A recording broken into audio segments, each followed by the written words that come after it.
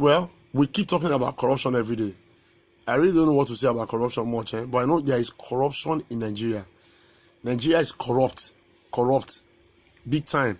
And corruption has been in Nigeria for a long time, not even now, because choices are bound for the different possible causes of flagrant graft that exist in Nigeria. Because some of us in Nigeria, we believe that, some blame greed and ostentatious lifestyle as a potential root cause of corruption. While some believe that society in love of ostentatious lifestyle may dive into corruption practices to lead or to feed the lifestyle and also embrace the lifestyle of public sleaze and lack of decorum. That's the thing. But you see, the custom and attitude of the society may also be a contribution or factor, actually, if you look at it, because corruption is too much in Nigeria. If you look at giving gifts and expressions of loyal or tribute to some leaders, like traditional rulers and all that, maybe fabric of the society, but also a political environment that includes favors, favors like towards elites or wealthier citizens, may be influenced by corruption. I know what I'm talking about because it's like that. There's corruption everywhere. Where do you want to start from? Okay, let's start from the olden days, long time when Azikiwe was there. Azikiwe was the first major political figure investigated. He was the first major political figure investigated for questionable practices. Number one, in 1944, a firm belonged to Azikiwe and family bought a bank in Lagos, remember? And the bank was produced to strengthen local control of the financial industry. Number two, right? There was a report then about transaction carried out by the bank. So though Azikiwe had resigned as the chairman of the bank, but the current chairman there was his agent. You can imagine. You see corruption? And if you look at it again, as at then, the most of the paid up capital of the African Continental Bank were from the Eastern Region Financial Corporation. That's from the Eastern Region. Now, let's go to the Western Region now. The Western Region, which, if you remember that politician, his name is, I think his name used to be Adegoke Adelabu.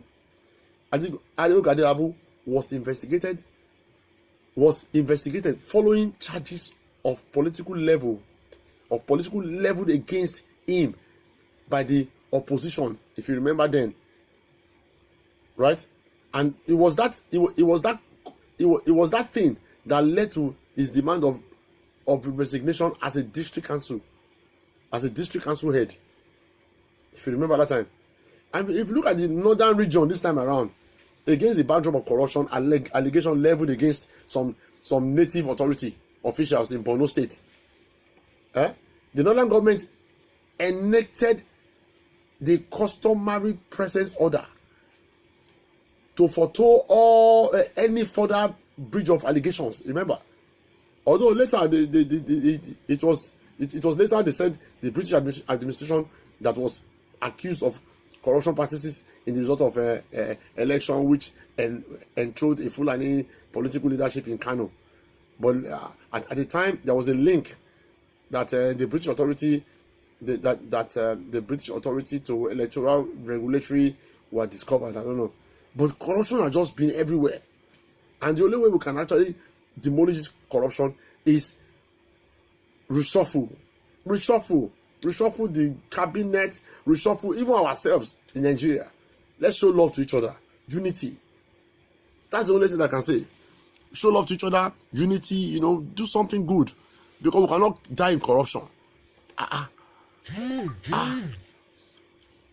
I'm telling you the truth. So many corruption everywhere. The corruption of the most part of Yakubu Gowon's administration was kept away from public view until 1975. So you can imagine all these things, my brother. It's a terrible thing, eh? Oh.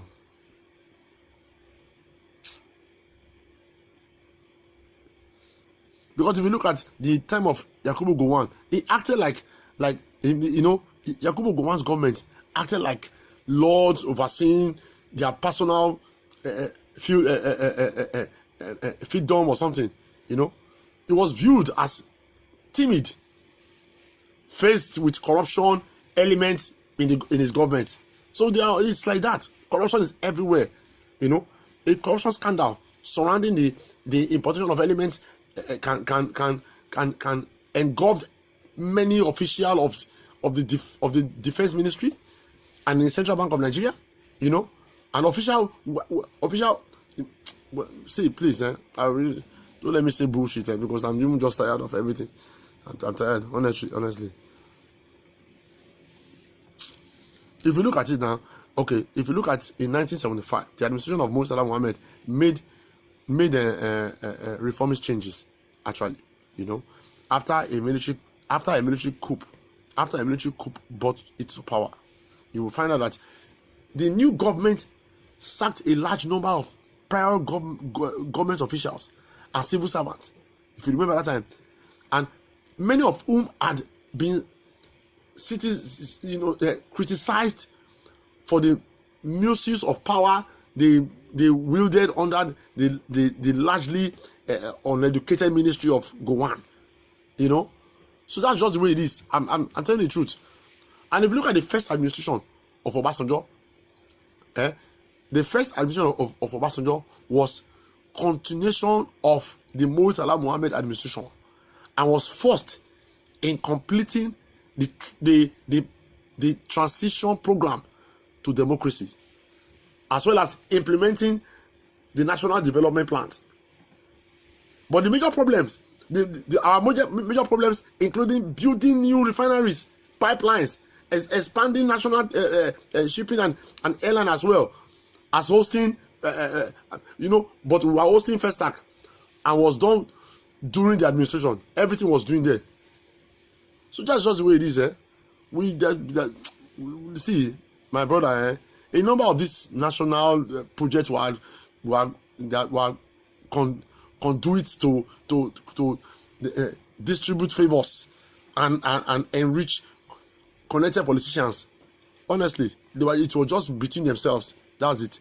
The famous Afrobeat musician Fela Anikulapo Kuti then sang variously about major scandals involved in the international communication firm ITT then, led by Chief MK Abiola in Nigeria, which the then head of the state, General Olusegun Obasanjo, was associated with as a then. So you can imagine. So all this Operation Feed Nation program that they used to have in those days, and the associated land grab under the land use decree implemented by the then head of state, was used to conduit to reward cronies. They were rewarding cronies. I'm telling you. And now, famous Otafam Nigeria now, look at it, OFN was supposedly a project born out of his scandal. I don't want to talk much, I beg. Please, I don't want them to come and say, about this guy is talking too much. We'll arrest him and all those things. I beg. Because Nigeria, we are full of bullshit.